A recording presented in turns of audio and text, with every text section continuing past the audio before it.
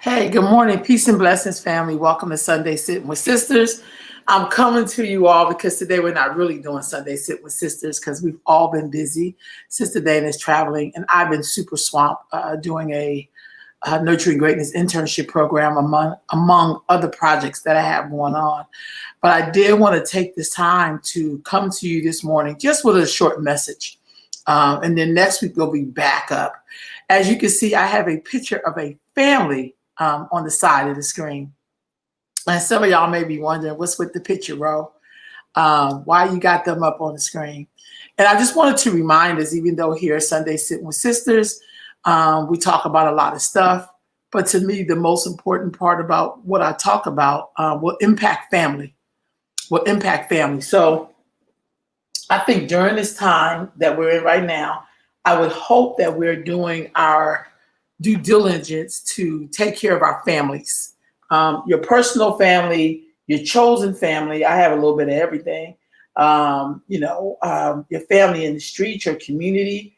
And when I say that, I don't mean that to take abuse from people. That's not what I'm talking about. I'm talking about those people who you see as like, these are my peoples, because I do a lot of these are my peoples because I have a lot of peoples. But I also think we must embrace each other, work out the things that need to be worked out, if you will. There's so many different ways of doing family.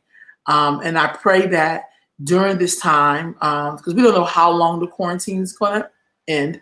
We don't know how long it's going to be there or when it's going to end. So I would hope that we would take this time to get tighter with our family, with our neighbors, with everyone. Because here's the other part. During the quarantine, I know me, myself, I had a few elders, more than a few, if I think about who passed away, and we weren't able to say our final goodbyes or, just be able to go to a funeral or to bring comfort to the family like we would normally do. So we find other ways of doing it.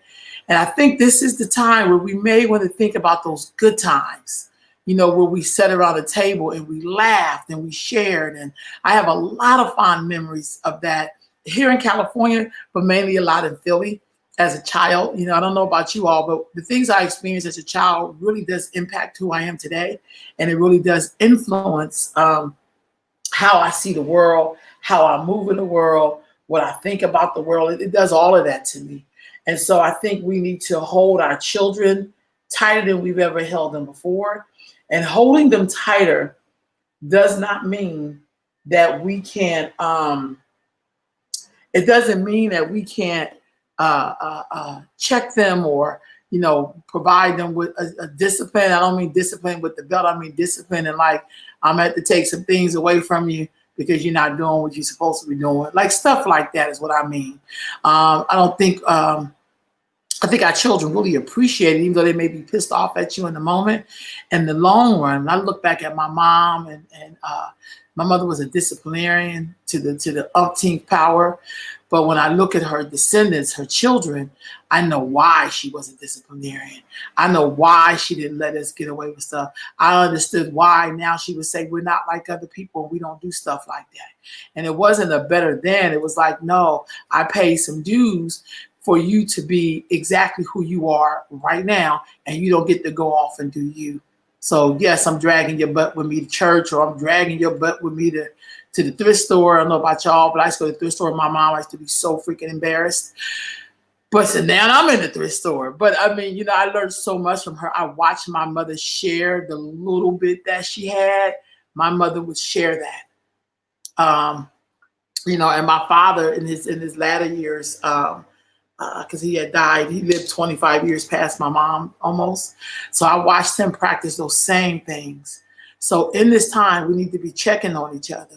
In this time, we need to not be so distracted with the things that folks throw at us. We should be very much in tune with what the changes are. And we got to lift up and celebrate our family. So let me say this. I seen Beyonce's film, Black is King. And I've heard, I listened to a lot of stuff.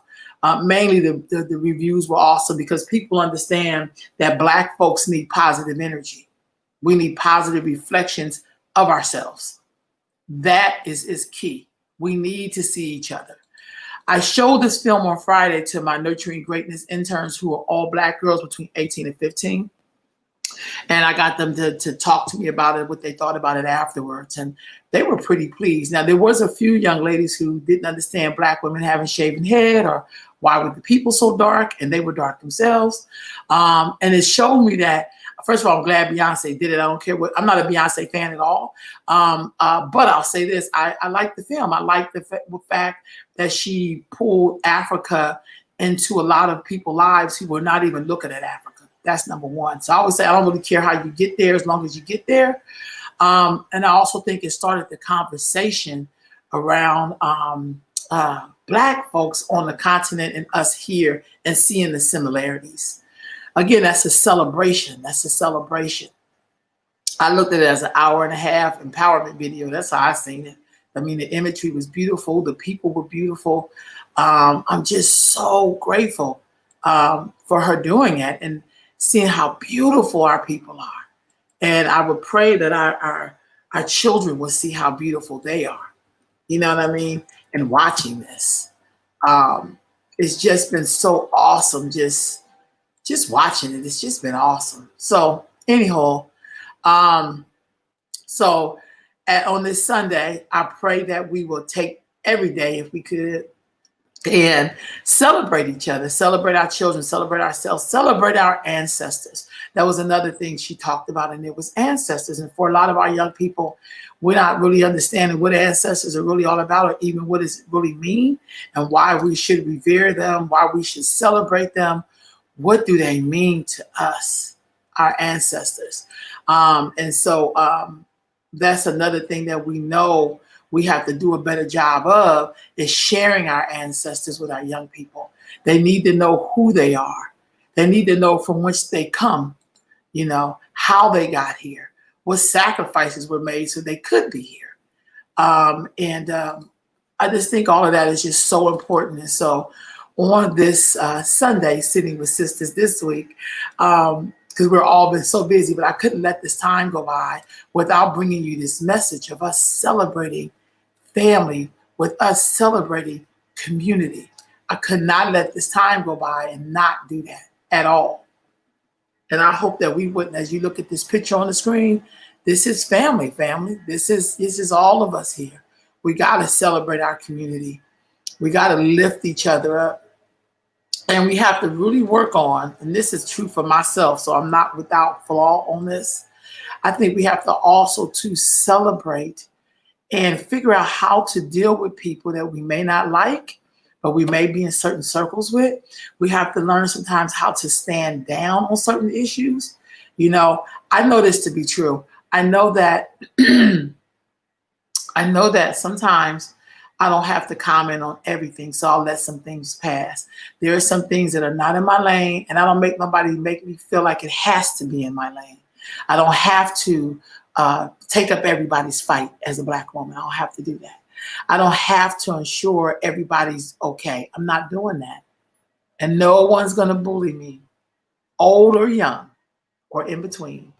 If it's not in my lane and I choose not to stand up for it, that is my right. And so we have to learn how to do that, how to say, hey, this is not my fight, and I'm not doing that. And that's okay.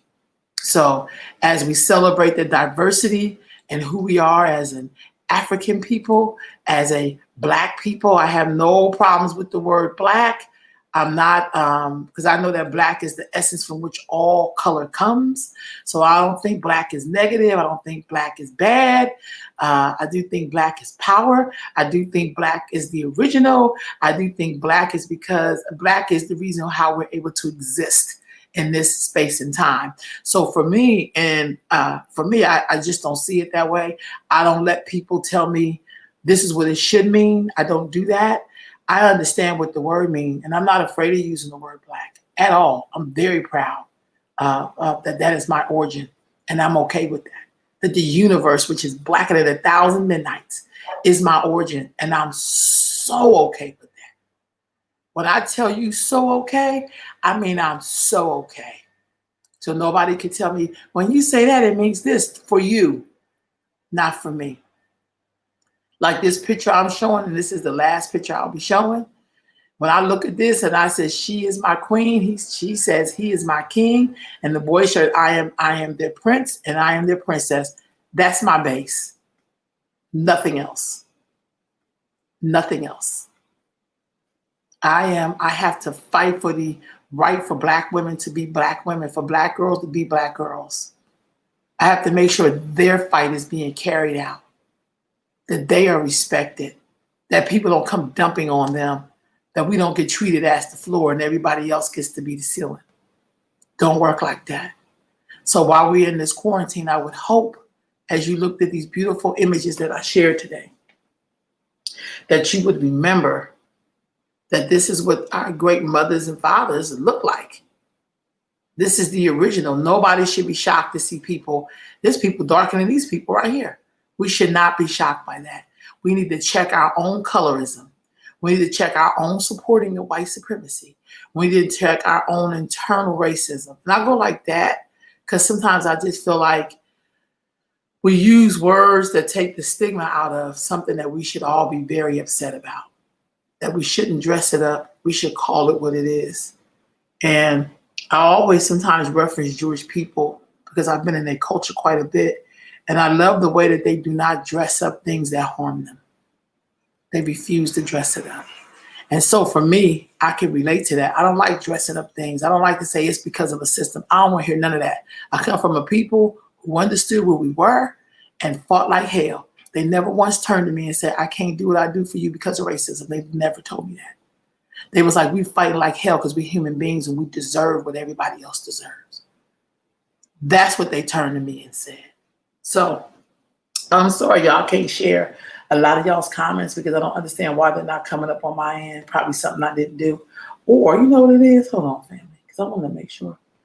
That's why I'm going to do that first. But anyway, I just want to be very clear in that. I want to be very, very clear.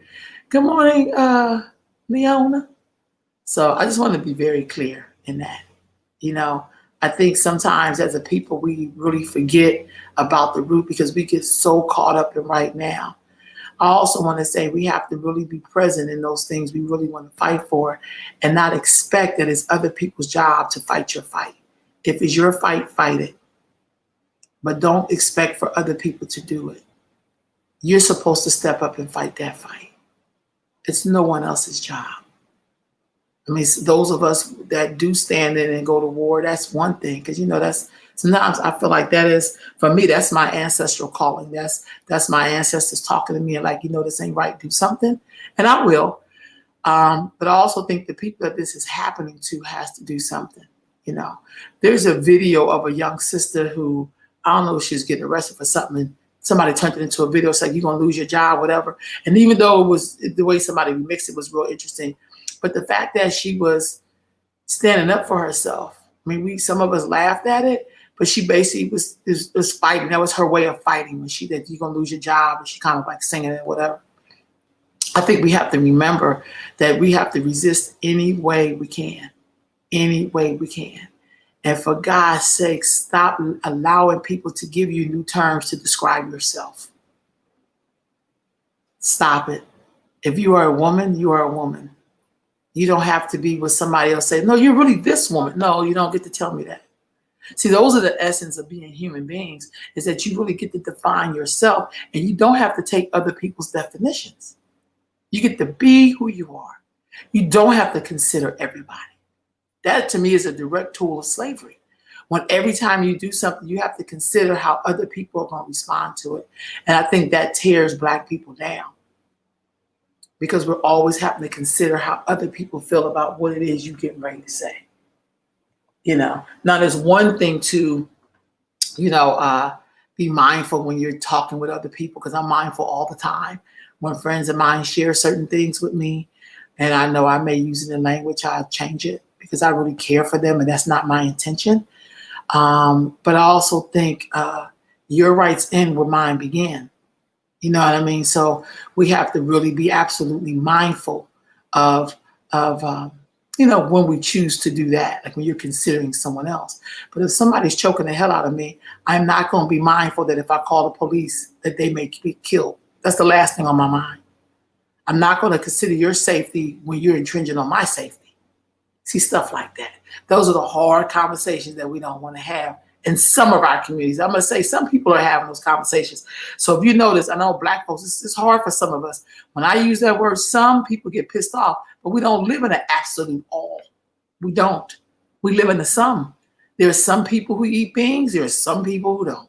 We don't get to say every Black person eats beans. And I know that's a hard thing because I'm trying to get us or people I roll with to be responsible. If all you can do is blame somebody else, then you can't work with me because I don't do that. I come from a people who knew what time it was and never once act like their oppressor was going to free them. And sometimes when you're built like that means you can't roll with people. I know that's what it means for me. Some people's like, I don't want to hear that. I cannot be doing fakery with people. I just can't. If I'm not really feeling you, I can stand in solidarity on some issues with you. I really can. But for the most part, I'm gonna have to take a side step. I know when to step in and when not to step in. I take a lot of vitamins this morning and they just kind of, I'm going to get some tea when I get off of here. But I just kind of want to come with that. And I'm showing these images of these Black families, of Black people, so we can be reminded that yes, there are people who are blacker than 1,000 midnights. Everybody's not trying to run away from Black. They just aren't. And when I sing Beyonce, Black is King, as much as I'm not a fan of Beyonce's. Anybody who know me, I got to respect her game. I got to respect her game. She's a hustler. Look, I'm not mad about that. But I do like the fact that she did a hour and a half, a little over an hour and a half, of just showing us parts of Africa, because most people talk about Africa, ain't never even been. And it's not because they can't really afford to go. But if you think about all the money you spend on bullshit, you spend on weed, you spend on hair weave, you could have been went to Africa like 10 times over if that's what you wanted to do. And what I find is that people who are determined to do something, they do it. They absolutely do it. So for me, I just thought it was beautiful. To me, it's not about, is it fantasy, is it fake? All the damn mutation movies we see with white people acting like they can fly and all that, you never hear no white person come out and say, well, that's not real. These things are, they be watching it and their kids be watching it and then their kids feel like they can be Wolverine or some damn shit. So for me, it's like, and all of her stuff was based in a lot of the history. Africa is a continent. It is not the one part you've been to. It's a continent. No one could know the vastness of Africa, not even Africans, because they live in a small part of it. So I think the Beyonce King, to me, is uplifting. I just love like seeing the imagery, seeing the beautiful melanated Black people in there, just beautiful, and the colors, like absolutely beautiful. And I don't know about y'all, but I could watch TV all day and just see Black people and don't trip. That's me. So I'm gonna be honest, I'm gonna say this right now. Thank God for them African movies. Because for a while I stopped watching African American movies because I wasn't seeing myself reflected in it and I wasn't seeing heavily melanated people. Then I had to switch over to start watching Black films from other parts of the world, like on Kweli TV, which is owned by a Black woman. It's a streaming app. You can see Black movies from around the globe on there. We should all have Kweli TV because she's doing nothing but showing low budgeted films, whatever. But you get to see Black imagery everywhere. Nollywood gets on my nerves sometimes because they overdo it. But damn it, I just like to see Black people. I don't really care if the weave is ridiculously long and they imitating this like to the 20th degree, putting 10 on 20, as they used to say back in the day. But I just like seeing Black people. So I watch it because I get tired of just trying to cipher through African Americans producing films where they got to have a bunch of white people in it to prove this. So when I look at the African films, I rarely see any of that. And even though some of them may be low budgeted or whatever, or thanks to Netflix, some of them got like some real budgets, I'll take it because I want to see Black people. I really, really want to see Black people. One last thing I'm going to say, I say this, but it depends on what the spirit got in mind. I've been seeing a lot of posts about Cardi B and Megan Thee Stallion. I don't listen to these people, so I don't know their names. But I guess they had a video that was pretty provocative or whatever. And then everybody's now concerned about the Black woman's image. And I think to myself, we got over 65,000 Black girls and women missing. And that was 2019. 2019 study. And then we had over 555 Black women that had been murdered at the hands of Black men since January of this year. And I don't hear not anybody, I hear very few people, here's the word, keyword, few, talking about it. So why are we so upset at Megan Thee Stallion and Cardi B for doing whatever they're doing, but you don't give any of that same energy or attention to, what's happening to Black women and girls who are the life givers? You cannot get here without them. You cannot get to the planet without them. And so I don't hear people, I don't hear people having anything to say on that at all. Hey, I didn't even see you was in here. I don't hear anybody say anything about that at all. But got a lot to say about, their video. I mean, I don't watch it. I mean, I'm not into their music. No disrespect. I think, the music probably the bomb. I don't know. That's just not my energy. That's not my frequency. But what I do know is that we spend so much time trying to, some of us, here's the key word, some family, trying to control or box in what we think a Black woman, a Black girl should be doing, or how they should be carrying themselves, or how they should look, or how they should. But when they go missing, when the violence against them is deadly, we get crickets in a lot of areas. We get absolute crickets. There's just, I see your comment. Let me see. Yes, I'm fastly watching. I just want to see them. I want to see the reflections. Yeah, the Nollywood. And then they have, Ghana has a lot of films on Netflix. Netflix done turned their game up. You can go see all kind of African movies. The Hibiscus Hotel, I don't know if y'all seen that. But girl, the brother in there was fine as hell. Ooh, he was good looking. But the storyline, we get to the storyline. Storyline was beautiful at the Hibiscus Hotel. And I wish I could put like at least the picture up of them, because I can't work both things today. But very, very, very good. Very, very good storyline, the Hibiscus Hotel. And it's a love story. Absolute love story. And so I know I'm jumping back and forth, but there are good films on there. There's always been good on there. I watched Black Earth Rising on there. So that's a little bit more British, but the storyline was still good. It was still good. So right on, sis. I can really see them all, I could just see them all say, women have unconscious and male dominance. Yeah, right on. Right on. I so agree with that. Since Tennessee, I feel like Black people are quitting to the point out of everything wrong with the Black woman instead of protecting them. Right on. There's a video of, I can't remember these two brothers' name. One could be Mark, I guess, Lamont Hill or something. I could be blending names. But it's a brother basically saying that we got to stop looking at Black women in particular. They're valuing them, which is us, by what we do for them. And I think sometimes we don't want to have that conversation. Yeah. Oh, I hear you there about the Hibiscus Hotel. That brother was fine. I'm sorry. But anyway, I mean, I'm not really sorry, but he was really good looking. But I think that we need to really talk about that and call it out. Call it out. Because right now we're doing, thanks to some elders in our community, starting to have these little small conversations, trying to iron stuff out. Because one of the things I don't do fake monolithic stuff. I don't be like, well, we this. I don't do fake we's. I do not. I'm sorry. I do not. So my thing is, we have to be bonded around some kind of character, something that we agree on. I'm not interested in having Black people be in circles and say we integrated, but this person is more anti-Black than the white person. I've experienced that too much. So it's like, no, no, I'm not going to vote for the Black person. So don't ask me, unless they're in line with what I believe. I'm a culturalist. So it's kind of like you have to, when I say culturalist, that also carries over into politics. Don't get it twisted. But it's kind of like, I bonded around certain communities because we practice a lot of the same stuff. They consult their elders. They believe in their ancestors. We do a lot of stuff. They know a lot about my struggle. I'm learning some about theirs, or I see the similarities in theirs. That's very different than having somebody who looks Black, but don't really want to do that for black people because they're going to have to take care of everybody else. And we're supposed to just take it for the team.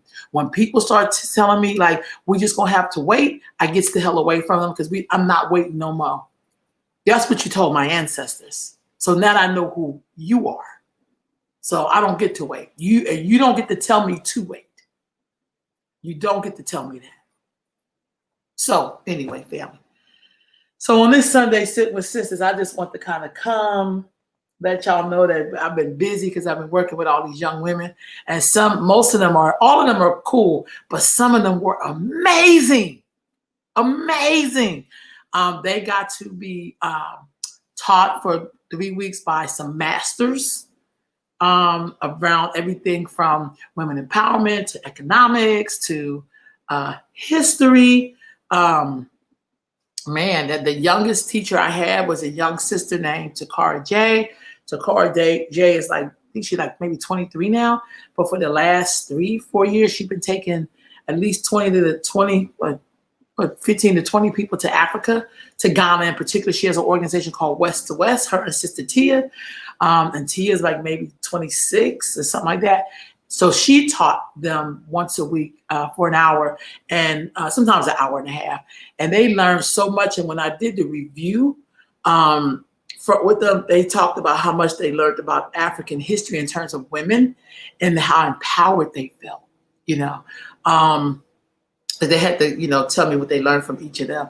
They got taught by Dr. Flo. She taught them about public health, and she really talked to them about health as it pertains to the crises and things that have happened to Black people, whether it was redlining, she broke it all the way down.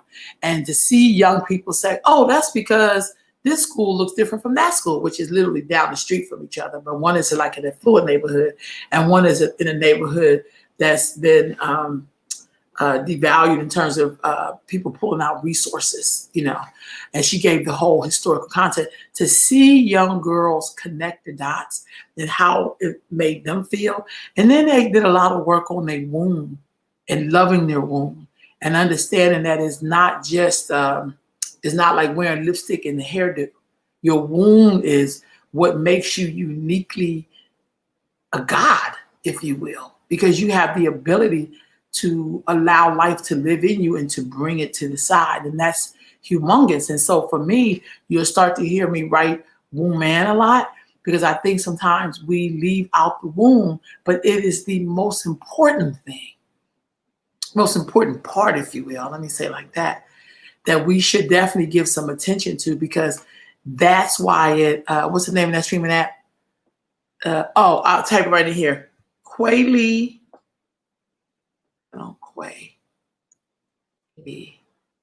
TV. Okay. All right, I'm putting it up there right now. So the streaming app is Quayle TV. Verna, it's Quayle TV. So that's all. I just think that that's really awesome. Quayle TV has movies from around the globe by Black people. Around the globe. I watch so many. I watch films from Brazil, Black folks. I watch films from the Caribbean islands. I watch films from the US. These are independent films from Europe, from Africa, from India, there are Black people all over this globe.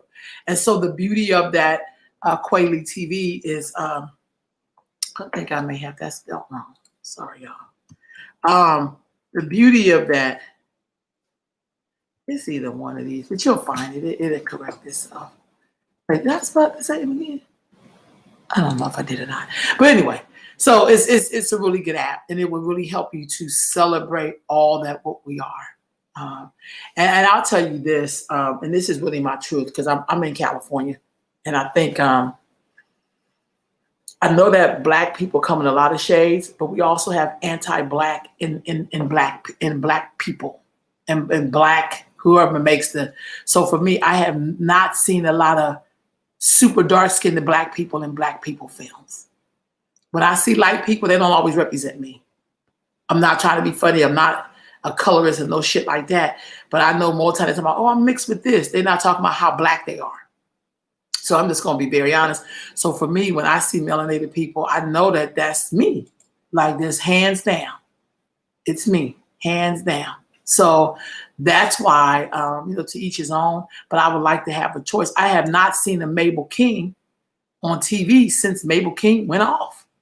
And if then don't nobody know who Mabel King is, she was the mother in What's Happening Now. She was the witch in the Wizard of Oz, the Black Wizard of Oz, big black woman. Not seen one since.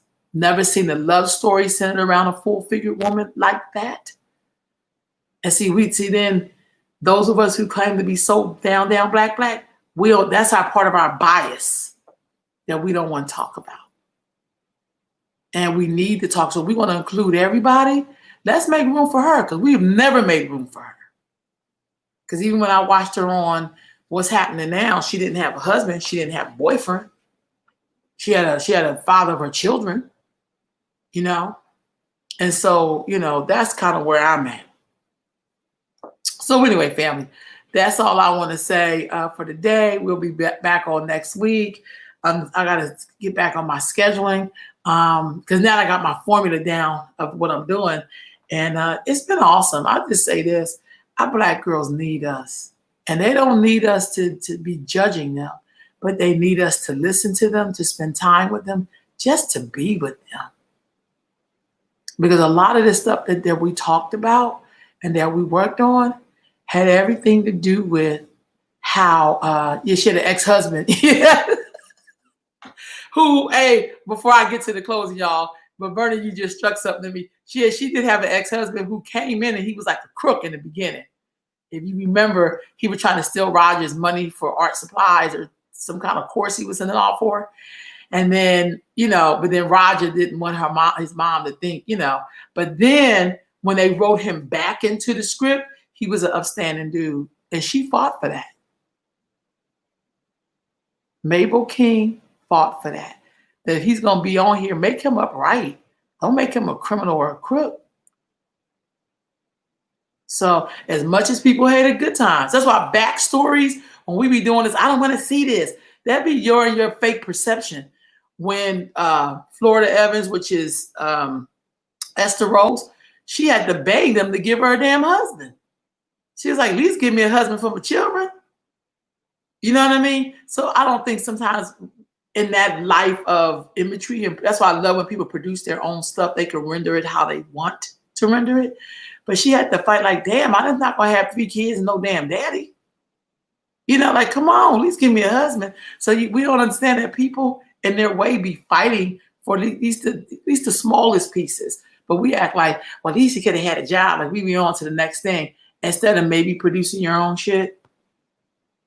And I say that even to myself. Like, that's why I ain't into a bunch of stuff, because I want to see a big black woman, because I'm a big black woman in a loving role with a husband. I want to see her be happy and all. That's what I want. Not jolly, but happy. Like really figuring stuff out. So we definitely got some things against people who have meat on their bones. And we definitely like to do stuff like we're closer to white people, or, and the proximity to whiteness. Because that's, for some people, that's their measuring stick. Ain't mine. Just not mine. As I wrap up, family, I just want to tell you that all I want to say is please, please look out after our young sisters. Spend some time with them. Please, please, please leave that goddamn judgment out so that way they can talk to us without us judging them, without us trying to tell them who they should be, how they should be. Please, please, please, please, family. Nell Carter. But look at Nell Carter. Y'all, I'm trying to wrap up. You just keep throwing stuff in here, Vernon. Nell Carter, here's a woman, and give me a break, who can never find a real date, who was a mammy to some white folks. But they didn't even have enough decency to give her a husband so she can at least go home to her husband. See, we don't even understand, because that's that mammy kind of thing. And I'm not dissing mammy, because, mammy was real. I'm just not going to lie, she was real. But I feel like even the real mammy has somebody to go home to. So I love Give Me a Break, because I love watching Nell Carter. Just thought she was really funny. But I know her real life kind of mirrored some of that she could not, find people to love her for her. And she ended up with a white man. I don't know how they thing went out, but I know, she talked about that a little bit in terms of her being able to get roles and how people seen her. And how black people seen her. And where her break came in from white people, it didn't come from us. So let's just be honest. And I know sometimes I've had people share with me how people told them, like maybe if they lighten their skin or maybe they got some work done on their nose. These were black producers and directors, not white people. When I see that sister that plays on The Walking Dead, who I really love, she played the general in Black Panther. You know, all of them got stories because they're like straight Africans and they're dark skinned and they have African features. They have original pure blood looking features. Some of the stuff that they heard, and they didn't get their break from Black American directors. Sorry to say. So, and we just can't keep blaming this on white supremacy, because if you're going to be God, then God damn it, you're going to show up as God. You know, we could change some things. It may not mean you get your stuff done the way you want to. You may have to go another route, but you can still get it done. And so I'm not going to lie, I celebrate those actresses that I see coming up who would have never gotten that break from a Black director or a Black American director, or, you know. So I'm just going to be honest. I'm very grateful. And people can be mad and, as my uncle says, scratch your ass and get glad. I don't really care. But I think we got to call things out, because that does affect our girls. It's not what we say to them sometimes. It's the way we walk and what they see us doing. It's the way they see us cooing over people with white people's features, but dissing the people with the African pure blood features. They get to see that. And nobody understands how that's white supremacy when Black people are doing it. And we shouldn't be asking young people to understand some shit when we should be changing it. When we should not be doing that. We should be comfortable when a Black girl comes in here with her natural hair and it is the purebred original dominant hair. We shouldn't be acting like, why is she wearing her own natural hair, being her natural self? We look crazy when we do stuff like that. We should not be doing that to our babies. We should not be doing that to the mother of everybody on the planet. We should not be having our young girls talking about having children, but then not talking about marriage or having a husband. And we talked about that. And I always listen without judgment. But what I heard them say is that ain't no Black man gonna marry me. So I just know I'm gonna have a baby. We can't act like, well, let me tell you what it is. I don't want to hear nobody, please don't fucking tell me that. That has everything to do with how they see us living directly. My mother, blessed memory, my mother's been dead for like 22 years or so. She used to always say to us that you have the power to do whatever you decide to do. And sometimes your choices may not be easy, but you still have power over that. So I didn't grow up with the excuse. My mother had 7 children, 6 lived. None of us ever been in prison. None of us ever been on any kind of assistance. My mother worked 2 jobs. My mother was a maid and a nurse's assistant. My mother showed us what it meant to be a God in your own right by how you live your life. Never blamed anybody. And she could have probably blamed a lot of people. But she was like, I am your mother and I'm going to make this happen. And that was a great lesson for me. So I don't come from the world of let's blame everything. I don't come from that shit. And I can't roll with people who do that, because people like that will not figure shit out. We just will not figure things out. I need people that's like, okay, we hit this wall. Let's either build a tunnel and go through it or go around it or fly over it. How we rolling today? That's what I come from. So I don't let other people's concepts. That's not my truth. My mother lived through the 60s, the 70s. My mom was 1944, so she lived through 2 deaf and mute parents and 1 parent that was an immigrant. Don't get it twisted. Who was Black also. So I'm constantly reminded. So people can't tell me what I'm experiencing. I'm like, no, that's not what I'm experiencing. No, I don't buy that. I'm not saying it ain't real. But damn it, I'm not giving it no power. I come from a people who defied odds, literally. Who literally defied odds. When I think about Sister Harriet Tubman, she not only did she free herself, but she came back to get people. I come from that lineage. She didn't say we're going to wait for white people to get it together and then we're going to leave. She's like, hell no, we leaving. And you better say that. Like, Mama made miracles everything Thanksgiving. Right on. Right on. That's so true. And so I think if we, I don't know, for those who were cut from that cloth, if we think about it like that, man, you know. So anyway, hug our girls, love your family, love them hard, uplift our young women. And I'm focusing on young women because I think, and I'm gonna say this, I'm not saying men aren't powerful, because men are, don't get it twisted. But I just know a man can't, since we on this Tupac, got your name from a woman, you came from a woman, got your game from a woman. I mean, come on. Now, since we're going to go there, and I'm not a Tupac fan either, I'm not going to front, because I lived the era. So I have, different people live the era and their experience has been different, But there were some things about the lyrics that I did like, some of his lyrics I did like. So I'll quote them in a minute. But I think we just got to love on our girls, because here's the truth about young girls. They will grow up and become women. And what we put into them now, what we expose them to, is what they will expose to the family. And none of us can get here unless we come to a woman or a girl, depending on when she have her baby. And one of the things I talk to these young ladies about in the internship is that you hold in you the whole universe, right in your womb.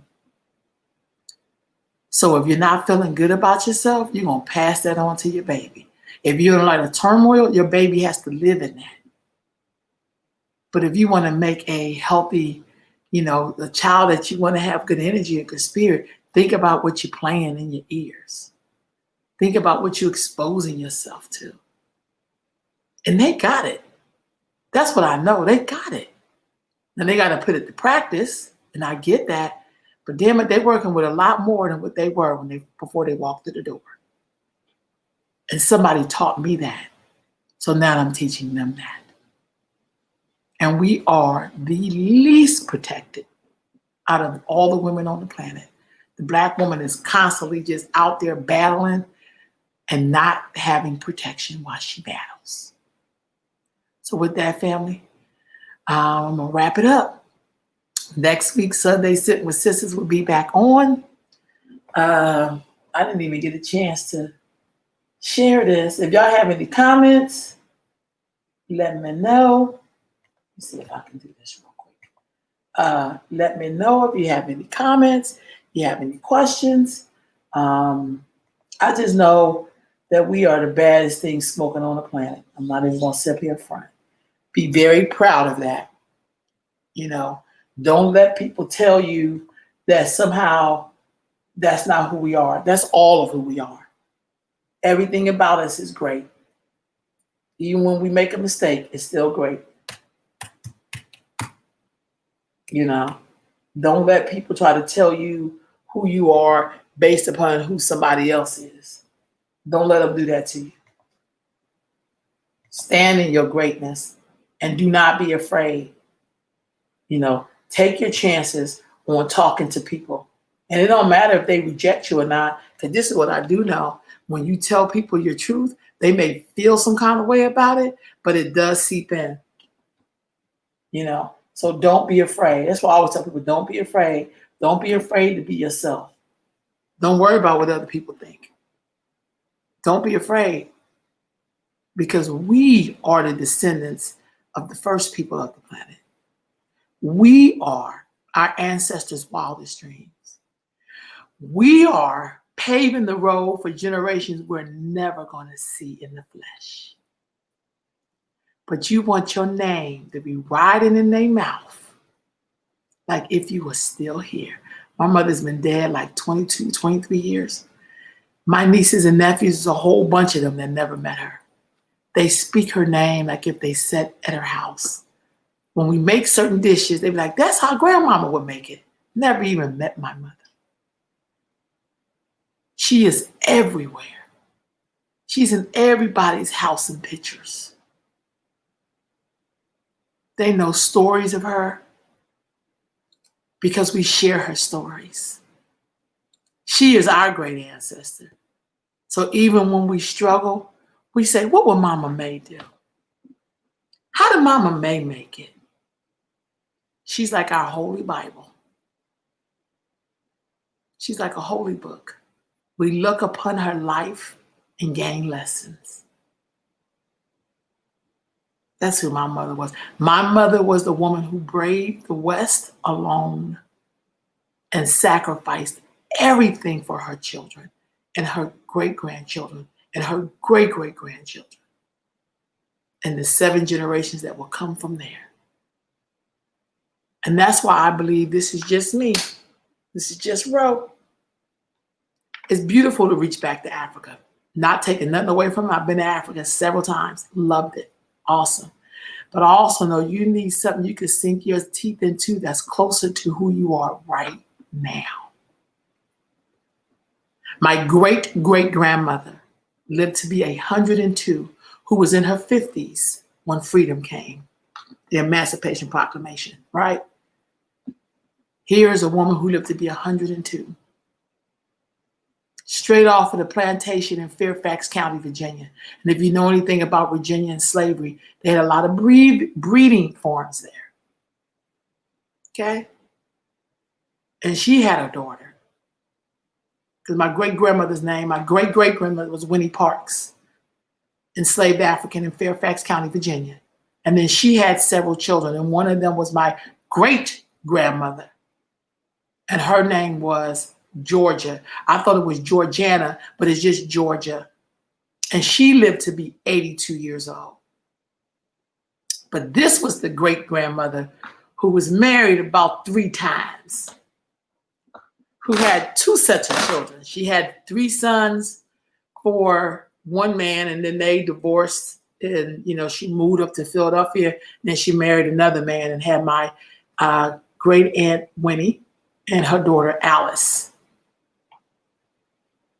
And then, my grandmother who was not born deaf and mute, but had the scarlet fever and went into the hospital, and they took her eardrums out. That's why lineage is important, knowing that immediate lineage. See, I could believe Africa's great. I could believe that. I know it's great. But I got to know what's directly in my line so I can stand and be proud of who I am now.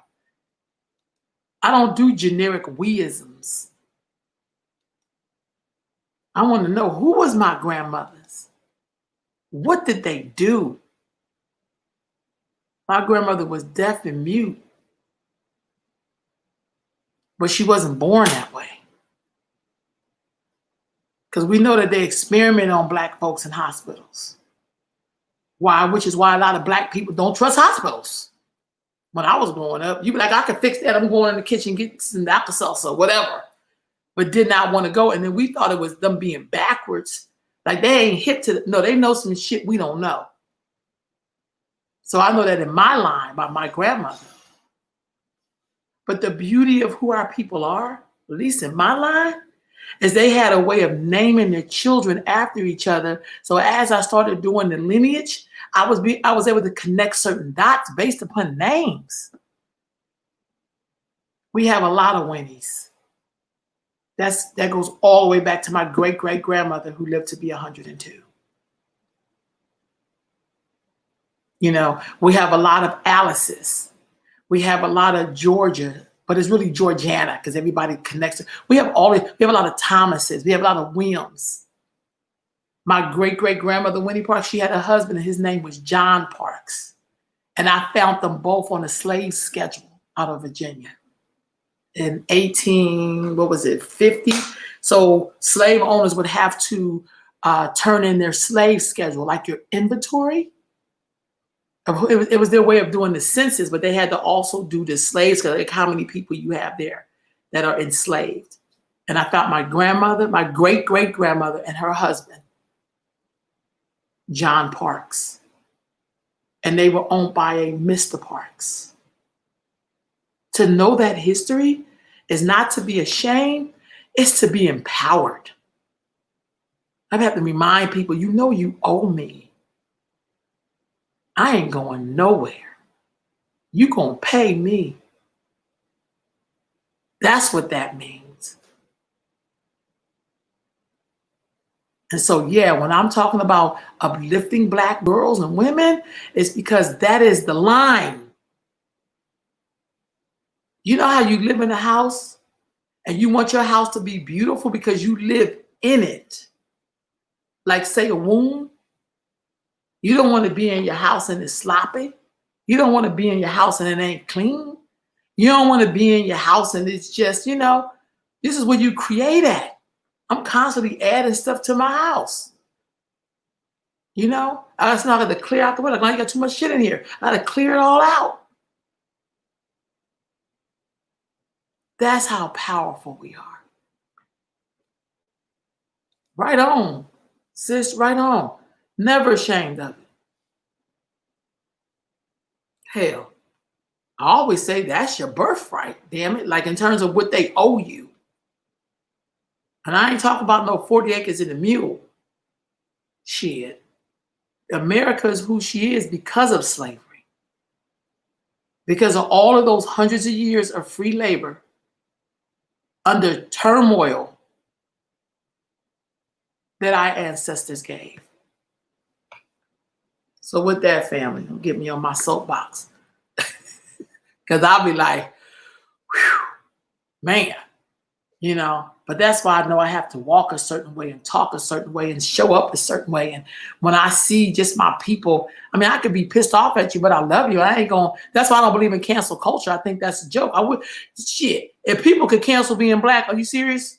No, you'd be like, I'm not messing with you for a minute. And that's usually a safety concern. Because we got to allow people to like go to the side and be okay and get their shit together and come back to the fold if that's what they want to do. But hell, I know I travel to other countries. I see other Black people, we look at each other and be like, oh my God. And we don't even speak the same goddamn language. We ain't even from the same place. I've had that happen to me several times in other countries. And you see another Black person like, oh my God, where the hell you come from? That's happened to me several times when I travel. Because there's something very powerful about who we are. There's something about us that's so divine that even when we do stuff that's kind of crazy, everybody want in on it. There is something so divine about your makeup. There's something so divine that you are directly connected to the original people of this whole planet that you don't even understand how powerful you really are. And I believe if we teach that to our babies, we're going to always be great. We're going to always be divine. But we got to walk on a planet like that's our birthright, because it is. You have to tell people, do you know you're talking to your mama? Your people couldn't got here if I hadn't decided to birth you here. Respect your mama. I'm her. I'm the original mama. Y'all don't get to come here without us. Because all of y'all had to come through us. And with that, family, y'all have a great, great Sunday. And remember, be good to yourself, family. We see y'all next Sunday.